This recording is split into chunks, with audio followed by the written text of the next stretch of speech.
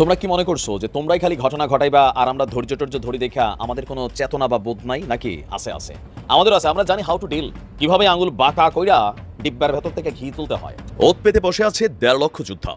1.5 লক্ষ যোদ্ধা শুধু খালি হাতে এবার বসে নাই, প্রায় 1.5 লক্ষের উপরে অত্যাধুনিক প্রযুক্তির ক্ষেপণাস্ত্র টার্গেট করা আছে। একটি ইশারা আর একটা কমান্ড শো করে উড়ে যেতে পারে 1.5 লক্ষ মিসাইল। বুঝতেই পারেন ভারত রাষ্ট্র তছনছ হয়ে তামাতামা হয়ে যাবে। দর্শক, মোদির মাথায় হাত, ইন্ডিয়ার সর্বনাশ। একটা কথা আছে না যে ফান্দে পড়িয়া বগা কান্দেরে, গ্রামাঞ্চলে বহুল প্রচলিত একটা শব্দ। তারা এই সাহায্য দ্রুততম সময়ে আসা শুরু করবে এই প্রতিশ্রুতিও আমাকে দিয়েছেন। বাংলাদেশের জন্য একটা সুখবর হচ্ছে, পরিস্থিতি বাংলাদেশে অনুকূলে আসছে। বাংলাদেশ সরকারের স্মার্ট অ্যান্ড টাইমলি ডিপ্লোমেসি, জনগণের ঐক্যবদ্ধ প্রতিক্রিয়া, ধৈর্য, সহনশীলতা, সেই পরিস্থিতিতে বাংলাদেশের জন্য ভালো কিছু ঘটছে। পরিস্থিতি বাংলাদেশে অনুকূলে আসছে। গ্রেফতার হয়েছিল ভারতের প্রধানমন্ত্রী নরেন্দ্র মোদী। আমার আপনার কপাল ভালো যে আমার দেশটাকে এখন একজন নোবেল বিজয়ী রিপ্রেজেন্ট করছে, যার সামনে ভারতীয় কুত্তার বাচ্চারা বলদের মতো বই খায়, তার সামনে দাঁড়াতে পারে। আজকে গত 54 বছরের হিস্ট্রিতে ভারত এই প্রথম বাংলাদেশের মাটিতে ছাত্রদের দ্বারা পাছার মধ্যে লাথি খেয়ে তাদের পুতুল নিয়ে দৌড়েছে। উত্তেজনার মধ্যে এবার ভারতকে ব্যান্ড উইথ ট্রানজিট দেওয়ার প্রস্তাব প্রত্যাখ্যান করল বাংলাদেশের অন্তর্বর্তী সরকার। বাংলাদেশের ভূখণ্ড ব্যবহার করে এই সুবিধা ভোগের আবেদন জানিয়েছিল নয়াদিল্লি, কিন্তু সেই প্রস্তাব নাকচ করে দিয়েছে Bangladesh telecommunication regulatory commission. Bangladesh ইস্যুতে এবার সরাসরি মোদী সরকারকে দুষলেন পশ্চিমবঙ্গের মুখ্যমন্ত্রী মমতা বন্দ্যোপাধ্যায়। বাংলাদেশ সীমান্তে আগুন জ্বললে পশ্চিমবঙ্গ তো বটেই, বিহার উড়িষ্যাও রেহাই পাবে না। ভারতকে ঠেকানোর জন্য প্রতিটা বন্দুক, প্রতিটা ট্যাঙ্ক, প্রতিটা ড্রোন বাংলাদেশ কিনে থাকে। জাতীয় পার্টির বর্তমান চেয়ারম্যান GM কাদের তিনি একটি সংবাদ সম্মেলন করেছেন এবং দাবি করেছেন যে তিনি জাতীয় ঐক্যের নামে তিনি মূলত জাতীয় ওই অনৈক্যের ডাক দিয়েছেন। এই কথা তিনি কেন বলেছেন? তার দাবি যে বাংলাদেশের মোট জনসংখ্যার 50% মানুষ আওয়ামী লীগ এবং জাতীয় পার্টির প্রতিনিধিত্ব করে। আসসালামু আলাইকুম দর্শক, বর্তমানে দেশের পরিস্থিতি কেমন আপনারা সকলেই জানেন, নতুন করে আর কিছুই বলার নেই। ভারত সরকার নানানভাবে চক্রান্ত করতেছিল বাংলাদেশকে বিপদে ফেলার জন্য। অবশেষে ভারত সরকার নরেন্দ্র মোদী নিজেই মহা বিপদে পড়ে গেছে। বাংলাদেশ সরকার ইউনুসের কাছে হাত জোর করে ক্ষমা চাচ্ছে। দর্শক, বর্তমানে দেশের পরিস্থিতি অনেক খারাপ এবং আজকের এই ভিডিওতে কী নিয়ে আলোচনা হতে চলেছে অবশ্যই আপনারা ভিডিওর কিছু অংশ দেখে ইতিমধ্যে আজ করতে পেরেছেন আজকের এই ভিডিওতে কী নিয়ে আলোচনা হতে চলেছে। তো আপনাদের অনুরোধ করতেছি ভিডিওটি সম্পূর্ণ দেখবেন। ভিডিও শুরু করার আগে একটি রিকোয়েস্ট, চ্যানেলটাকে যারা এখনো সাবস্ক্রাইব করেনি চ্যানেলটাকে সাবস্ক্রাইব করে ফেলুন, আর যারা চ্যানেলটাকে সাবস্ক্রাইব করে ফেলেছেন তাদেরকে অসংখ্য ধন্যবাদ। তো বেশি দেরি না করে আমরা ভিডিও ক্লিপে চলে যাই, আপনারা ভিডিওটি দেখতে থাকুন। মিডিয়া ব্যবহার করে ওই যে একটা আছে না কি যে বাংলাদেশ শেষ, বাংলাদেশ থাকবে না, ওরকম চার চোখো কিছু সাংবাদিক দিয়ে মারি প্রচার প্রপাগান্ডা চালিয়ে জনগণকে দিয়েছে বিগড়ে। আর এর ফলে কলকাতার যারা ব্যবসায়ী তারা ভাবলো যে একটা কাজ করা যায়, বাঙালিকে একদম উচিত শিক্ষা দিব। বাংলাদেশিদের উচিত শিক্ষা দিতে গিয়ে কী করলো, নিজের নাক কেটে অপরের যাত্রা ভঙ্গে ট্রাই করলো।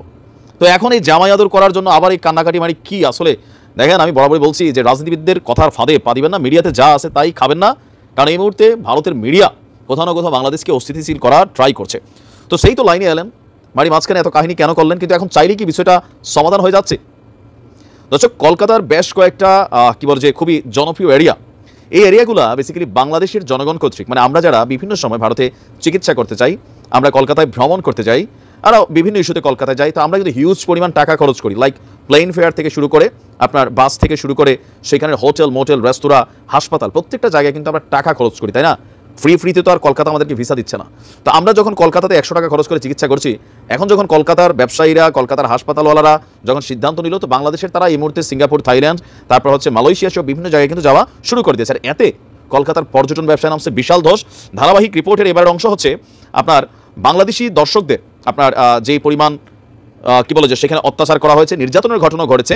আর এতে কলকাতার নিউ মার্কেটের মার্কুইস স্ট্রিট ফ্রি ফুল street welfare society, new market trade association, hotel owners association Bangladeshi পর্যটকদের উদ্দেশ্যে তারা একটা নতুন বার্তা দিয়েছে। দেখেন, আমরা বাংলাদেশি জনগণকে বয়কট করব না, তারা যেন নিশ্চিন্তে এখানে আসেন, যতটা পারবো এবার তাদেরকে নিরাপত্তা দেওয়ার পাশাপাশি বিশেষ ডিসকাউন্টও ঘোষণা করেছে হোটেলের মালিকগুলো। তথ্য বলছিল যে Marquis street free school street যে ওয়েলফেয়ার সোসাইটি, তাদের প্রায় সেখানে 104টা আপনার হোটেল আছে, যেখানে প্রায় 4000-এর উপরে মানুষ কর্মরত। এরপর ট্যাক্সি ড্রাইভার আছে, এই জায়গাটাকে কেন্দ্র করে খাবারের ব্যবসা আছে, মানুষ গেলে সেখানে কাপড় চোপড় কেনাকাটা করছে, বিভিন্ন প্রসাধনী কেনাকাটা করছে, বিভিন্ন জায়গায় ঘুরছে, গাইডরা আছে। সো এখান থেকে বিশাল জনগোষ্ঠী কিন্তু বাংলাদেশের এই জনগণগুলোর উপরে কানেক্টেড ছিল, আর রাইট নাও তারা পড়ছে বিপদে।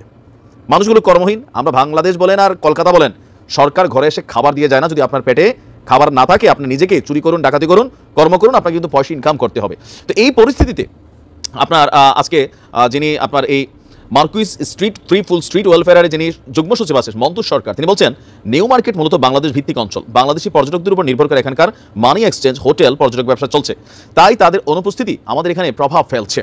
এখানে আমি বলি যে ওনার বক্তব্য আমি শুনছিলাম ভিডিও বার্তাটা, সেখানে তিনি বলছিলেন যে যেখানে একটা হোটেলে কথার কথা আগে 100% কি বলে যে পর্যটক থাকতো বাংলাদেশি, এখন সেখানে আছে 20 to 30%, বরং এটা আরও কমে যাবে যে পরিস্থিতি তৈরি হয়েছে। তো তার অভিমত যে সম্পর্ক নষ্ট করার জন্য কিছু গুজব ছড়াচ্ছে, কিন্তু সেদিকে কান না দিয়ে বাংলাদেশের পর্যটকদের জানাবো আপনারা এখানে আসুন, দুই দেশের মধ্যে ভালো সম্পর্ক রয়েছে, দুই দেশই ব্যবসায়ীরা রয়েছেন, তাই আমাদের উভয় পক্ষকে এই সমস্যার সমাধানের জন্য এগিয়ে আসতে হবে। উত্তেজনার মধ্যে এবার ভারতকে ব্যান্ড উইথ ট্রানজিট দেওয়ার প্রস্তাব প্রত্যাখ্যান করল বাংলাদেশের অন্তর্বর্তী সরকার। উত্তর পূর্ব ভারতের রাজ্যগুলোতে মোবাইল ইন্টারনেট সংযোগ বাড়ানোর লক্ষ্যে বাংলাদেশের ভূখণ্ড ব্যবহার করে এই সুবিধা ভোগের আবেদন জানিয়েছিল নয়াদিল্লি, কিন্তু সেই প্রস্তাব নাকচ করে দিয়েছে বাংলাদেশ টেলিকমিউনিকেশন রেগুলেটরি কমিশন। কেন এই সিদ্ধান্ত, আর এখন কি করবে ভারত, বিস্তারিত জানাচ্ছেন এস এ রাজ। বাংলাদেশের উপর দিয়ে ভারতের উত্তর পূর্বাঞ্চলীয় 7 রাজ্যে ব্যান্ড উইথ নেওয়ার প্রস্তাবকে গ্রহণ করেনি টেলিযোগাযোগ নিয়ন্ত্রণ সংস্থা বিটিআরসি। সম্প্রতি ভারতের দেওয়া এ প্রস্তাবের বিষয়ে এমনই সিদ্ধান্ত নেওয়া হয়েছে বলে বিটিআরসি সূত্রে জানা গেছে। দেশের 2 international terrestrial cable company Summit Communications ও ফাইবার অ্যাট হোম এবং বাংলাদেশের টেলিকম অপারেটর এয়ারটেল সম্মিলিতভাবে এই ব্যান্ড উইথ অবকাঠামো স্থাপনের উদ্যোগ নিয়েছিল। আওয়ামী লীগ সরকারের সময় নেওয়া এই প্রক্রিয়া অনেকটাই এগিয়ে গিয়েছিল, কিন্তু শেখ হাসিনা সরকারের পতনে তা থমকে যায়। ভারতীয় এয়ারটেল এ বিষয়ে বাংলাদেশের পররাষ্ট্র মন্ত্রণালয়ে আবেদন করেছিল। পররাষ্ট্র মন্ত্রণালয় এটি টেলিযোগাযোগ বিভাগে পাঠায়, পরে তা বিটিআরসিকে পাঠানো হয়েছিল যাচাই করতে। সূত্র জানিয়েছে রাজনৈতিক পট পরিবর্তন না হলে এতদিনে হয়তো ট্রানজিটের অনুমোদন পেয়ে যেত ভারত। পরিকল্পনা ছিল সামিট ও ফাইবার অ্যাট হোম আখাউড়া সীমান্তে terrestrial cable landing station TCLS স্থাপন করবে, আর এই স্টেশনের সাথে সংযুক্ত করার কথা ছিল কক্সবাজার ও Kuakata Bangladesh submarine cable landing স্টেশনের, যার মাধ্যমে সেবা সিঙ্গাপুর পর্যন্ত সম্প্রসারিত হবে। আখাউড়া TCLS থেকে ভারতীয় এয়ারটেল উত্তর পূর্বাঞ্চলীয় রাজ্য ত্রিপুরা, মিজোরাম, মণিপুর, অরুণাচল প্রদেশ, আসাম, নাগাল্যান্ড ও মেঘালয়ে দ্রুতগতির ইন্টারনেট সেবা দেওয়ার কথা ছিল। সংশ্লিষ্টরা বলছেন এই ট্রানজিটে বাংলাদেশের তেমন কোনো লাভ নেই, শুধু আওয়ামী লীগ সরকারের সুবিধাভোগী সামিট ও ফাইবার অ্যাট হোমের কিছু ব্যবসা হতো। এতে লাভ হতো বেশি ভারতেরই, কারণ এখন ভারতের 7 সিস্টার থেকে চেন্নাই সাবমেরিন কেবলের ল্যান্ডিং স্টেশনের দূরত্ব 5500 কিলোমিটার, এখান থেকে সিঙ্গাপুরের দূরত্ব আরও বেশি 8700 কিলোমিটার। এছাড়া দুর্গম পর্বতের কারণে ভারতের ভেতর দিয়ে পূর্বাঞ্চলীয় রাজ্যগুলোতে ফাইবার নেটওয়ার্ক পৌঁছানো ও রক্ষণাবেক্ষণ করা ছিল আরও বেশি কষ্টসাধ্য ও ব্যয়বহুল। বাংলাদেশ ইস্যুতে এবার সরাসরি মোদী সরকারকে দুষলেন পশ্চিমবঙ্গের মুখ্যমন্ত্রী মমতা বন্দ্যোপাধ্যায়। ভারতের সংসদে শীতকালীন অধিবেশনে এ নিয়ে কেন আলোচনা হচ্ছে না, আর কেনই বা সেদেশের প্রধানমন্ত্রী বা বিদেশমন্ত্রী বিবৃতি দিচ্ছেন না, তা জানতে চান মমতা। সেই সাথে ভারতীয়দের সতর্ক করে তিনি বলেছেন, বাংলাদেশ সীমান্তে আগুন জ্বললে পশ্চিমবঙ্গ তো বটেই, বিহার উড়িষ্যাও রেহাই পাবে না। আরও জানাচ্ছেন এস আই রাজ। কদিন ধরেই ভারত বাংলাদেশ ইস্যু নিয়ে সরগরম গোটা বিশ্ব। বাংলাদেশে সংখ্যালঘু নির্যাতন নিয়ে ভারতীয় একাধিক মিডিয়ার প্রোপাগান্ডা এখন আন্তর্জাতিক গণমাধ্যমে উঠে আসছে, যার প্রভাব পড়েছে দুদেশের কূটনৈতিক সম্পর্কে। এদিকে শেখ হাসিনা সরকারের পতনের পর থেকে বাংলাদেশিদের জন্য ভিসা সেবা বন্ধ রাখে ভারত। এতে বাংলাদেশিদের খুব বেশি অসুবিধা না হলেও এদেশের পর্যটকদের অভাবে পথে বসতে চলেছে পশ্চিমবঙ্গের ব্যবসায়ীরা, ফলে এর প্রভাব পড়েছে সেখানকার অর্থনীতিতে। অন্যদিকে চিন্ময় ও ইসকন ইস্যুতে দুদেশের মধ্যে নতুন করে সংকট তৈরি হওয়ায় চিন্তিত মন্ত্রীরা। দেশটির কিছু নাগরিক, এমনকি রাজনৈতিক দল ও বেশ কয়েকটি মিডিয়া এমনভাবে প্রোপাগান্ডা ছড়াচ্ছে যেন দুদেশের মধ্যে যুদ্ধ লাগিয়ে দেওয়াটাই তাদের উদ্দেশ্য। এমন পরিস্থিতিতে এবার পশ্চিমবঙ্গের মুখ্যমন্ত্রী মমতা বন্দ্যোপাধ্যায় বলেছেন, বাংলাদেশ সীমান্তে আগুন জ্বললে তা পশ্চিমবঙ্গ তো বটেই, বিহার উড়িষ্যায়ও রেহাই পাবে না। জাতীয় পার্টির বর্তমান চেয়ারম্যান GM কাদের তিনি একটি সংবাদ সম্মেলন করেছেন এবং দাবি করেছেন যে তিনি জাতীয় ঐক্যের নামে তিনি মূলত জাতীয় অনৈক্যের ডাক দিয়েছেন। এই কথা তিনি কেন বলেছেন?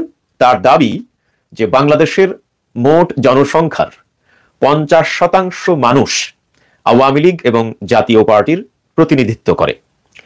এটি উপস্থাপন করতে গিয়ে তিনি 2001 সালের নির্বাচনের ফলাফল এবং 2008 সালের নির্বাচনের ফলাফল সামনে রেখে ভোটের পার্সেন্টেজ হিসাব করে তিনি দাবি করেছেন যে আওয়ামী লীগ এবং বিএনপি এই দুই দলের ভোট যেমন সমান, অনুরূপভাবে জাতীয় পার্টির ভোট এবং জামাতের ভোটও প্রায় সমান। তো সেই হিসাবে তিনি বলেছেন যে 50% জনগোষ্ঠীকে বাদ দিয়ে তিনি যে জাতীয় ঐক্যের ডাক দিয়েছেন এটি আসলে জাতীয় ঐক্য নয়, এটি জাতীয় অনৈক্য। তিনি মূলত জাতীয় অনৈক্যের ডাক দিয়েছেন।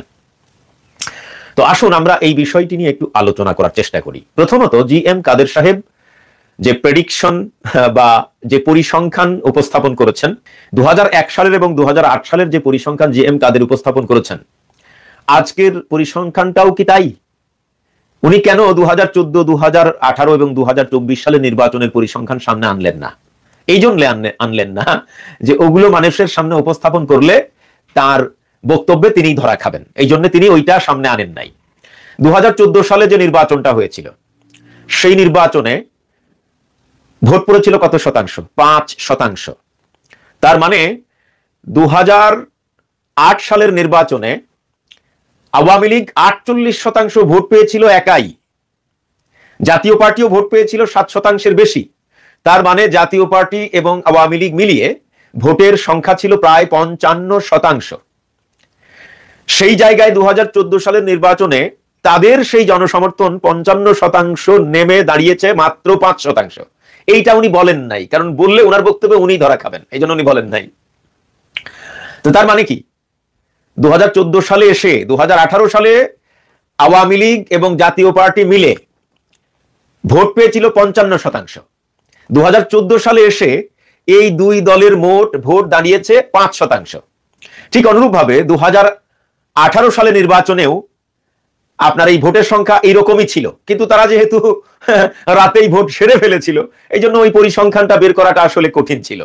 কিন্তু 2024 সালের যে নির্বাচন, ডামি নির্বাচন, এই নির্বাচনে আওয়ামী লীগ এবং জাতীয় পার্টি মিলে নির্বাচনে অংশগ্রহণ করেছিল। এই নির্বাচনেও আমরা যে পরিসংখ্যানটা জানি সেটা ওই 5%-এর উপরে না, কেউ কেউ বলেছেন যে অ্যাভারেজ হয়তো 8% কিংবা 9% হতে পারে। তো তার মানে এই 8%, 9%-এর ভিতরে আবার জোর জবরদস্তি আছে, কারচুপি আছে, নানান ব্যাপার স্যাপার আছে। তো সব মিলিয়ে আপনার ভোটের সংখ্যা কিন্তু ওই 5%-ই আছে। তো উনি এইটা কেন বললেন না? উনি সেই 2001 সালের পরিসংখ্যান, 2008 সালের পরিসংখ্যান সামনে এনে তিনি প্রমাণ করার চেষ্টা করতেছেন যে বাংলাদেশের অর্ধেক জনগোষ্ঠী আওয়ামী লীগ এবং জাতীয় পার্টির রাজনীতির সাথে জড়িত বা আওয়ামী লীগ বা জাতীয় পার্টিকে সমর্থন করে। এই প্রেডিকশন বলেন আর এই পরিসংখ্যান বলেন, এটা টোটালি রং, এটা টোটালি রং। বাংলাদেশে বর্তমানে আওয়ামী লীগ এবং জাতীয় পার্টি মিলে 5% মানুষ এই দুই দলকে সাপোর্ট করে। পরিসংখ্যান এটাই বলতেছে, এটাকে আমার বানানো কথা না, পরিসংখ্যান বলতে আমিও পরিসংখ্যানই দান করাচ্ছি। বাংলাদেশের জন্য একটা সুখবর হচ্ছে পরিস্থিতি বাংলাদেশে অনুকূলে আসছে। বাংলাদেশ সরকারের স্মার্ট অ্যান্ড টাইমলি ডিপ্লোমেসি, জনগণের ঐক্যবদ্ধ প্রতিক্রিয়া, ধৈর্য, সহনশীলতা, ভারত বাংলাদেশ সম্পর্কের যে অবনতি বা ভারতের পক্ষ থেকে যে একপাক্ষিক উস্কানি, সেই পরিস্থিতিতে বাংলাদেশের জন্য ভালো কিছু ঘটছে, পরিস্থিতি বাংলাদেশে অনুকূলে আসছে। আরো সহজভাবে যদি বলি, ভারত অনেকটা চুপছে যাচ্ছে। হ্যাঁ, এদের ষড়যন্ত্র থামবে না, থামেনি, কিন্তু কিছুটা হলেও ওদের টনক নড়েছে। বাংলাদেশ সরকার কঠিন অনেক পদক্ষেপ নিয়েছে, আপনারা জানেন যে কৌশলগত পদক্ষেপের কথাও বলেছি, এমনকি প্রয়োজনে যুদ্ধ করবে এরকম একটা মানসিকতাও তারা দেখিয়েছে। এছাড়া ভারতের লোকজনদেরকে বাংলাদেশে ভিসা দেওয়াও সীমিত করেছে, বিকল্পের কথা বলছে, নানান কিছু বিচার বিশ্লেষণ করে এবং কিছু সিদ্ধান্ত প্রমাণ করে যে পরিস্থিতি বাংলাদেশে অনুকূলে আসছে। ভারত প্রথম দিকে একেবারে উগ্র হিন্দুত্ববাদীরা যেভাবে বার্তা দিয়েছিল বাংলাদেশকে, যা করতে চেয়েছিল, হিন্দুত্ববাদী এই মূর্খগুলো কি চায়? বাংলাদেশ দখল করতে চায়, হামলা করতে চায়। সরকারেরও তাতে সায় ছিল, কিন্তু না, সরকার এখন বুঝতে পারছে বেশি বাড়াবাড়ি করলে পরিণতি অত্যন্ত খারাপ হবে, এগুলো সব হারানো লাগবে। যার ফলশ্রুতিতে একটা বিষয় দেখেন, ভারতের আচরণ অনেকটা এমন যে এই সরকারকে তারা মানেই না, অথচ এই সরকারকে তারা স্বীকৃতি আগে দিয়েছে। নরেন্দ্র মোদী নিজে ডক্টর ইউনূস সরকারকে সমর্থনের কথা বলেছেন। কিন্তু এখন অনেকে ভাব নিচ্ছেন যে এই সরকার অবৈধ সরকার, ভারতের বিভিন্ন মিডিয়া ডক্টর ইউনূস সরকারকে অবৈধ সরকার বলে, কিন্তু ভারতের কেন্দ্রীয় সরকার ডক্টর ইউনূস সরকারকে বৈধ সরকার মনে করে। তার অংশ হিসেবে একটা খবর, ঢাকা আসছেন ভারতের পররাষ্ট্র সচিব, মানে পররাষ্ট্র সচিব পর্যায়ে বৈঠক হবে, এটা একটা অগ্রগতি, এটা বাংলাদেশের অনুকূলে পরিস্থিতি আসার একটা এক্সাম্পল। এখন পররাষ্ট্র সচিব পর্যায়ে বৈঠক, এর আগেও আপনারা জানেন যে পররাষ্ট্র উপদেষ্টা বা মন্ত্রী পর্যায়ে বৈঠক হয়েছে, সামনে আরো বৈঠক হবে, এক পর্যায়ে ডক্টর ইউনূস মোদী বৈঠক হবে। এভাবে পরিস্থিতি ধীরে ধীরে ওভারকাম হবে, বাংলাদেশে অনুকূলে চলে আসবে। বাংলাদেশ যদি উস্কানিতে বা ফাঁদে পা দিত তাহলে হয়তো পরিস্থিতি জটিল হতো, কিন্তু বাংলাদেশ যেহেতু সহনশীলতা দেখিয়েছে, আবার একেবারে চুপ করেও থাকে, নতজান নীতিও দেখায়নি, এসব মিলিয়ে এই বৈঠক হওয়া পরিস্থিতি নর্মালাইজেশন ইঙ্গিত। ভারত বাংলাদেশ সম্পর্ক ভারত বাধ্য হবে একটা কাঠামোর মধ্যে নিয়ে আসতে, এবং উল্টোপাল্টা থার্ড ক্লাস ভিলেজ পলিটিক্স এর মতো আচরণ করবে না। ভারতের পররাষ্ট্র সচিব ঢাকায় আসবেন, এই আসার এই সিদ্ধান্ত ডেফিনেটলি বাংলাদেশের জন্য ইতিবাচক, এবং এটাকে আমরা সুখবর বলছি। সামনে আরো ভালো কিছু হওয়ার লক্ষণ এটা। ভারতের এই সন্ত্রাসীরা বা আওয়ামী লীগ যেভাবে ভারতের কাছ থেকে যা এক্সপেক্ট করে, যদি ভারতের কেন্দ্রীয় সরকার সেটাই করতে হুবহু, ভারতের কেন্দ্রীয় সরকার যা করছে আমি কিছুতেই বলছি না ঠিক, কিন্তু শত বেঠিকের মধ্যে কিছু ঠিক আছে। যদি আওয়ামী লীগের প্রত্যাশা অনুযায়ী হুবহু কাজ করতো, তাহলে এই পররাষ্ট্র সচিব পর্যায়ে বৈঠকরা স্থগিত করে দিত নানান কারণ দেখিয়ে, কিন্তু সেটা কিন্তু দেয়নি, হচ্ছে হবে। বাংলাদেশ সরকারের সঙ্গে আলোচনার জন্য নিজেদের পররাষ্ট্র সচিবকে ঢাকায় পাঠাচ্ছে ভারত, মানে আলাপ আলোচনা, ডায়ালগ মানে সমস্যা সমাধান হবে। আর এখানে আলাপ আলোচনা কি বলবে? আলাপ আলোচনা তো নির্বাচন দিতে বলতে পারবে না, আর বাংলাদেশের অভ্যন্তরীণ রাজনীতি হস্তক্ষেপ করতে পারবে না।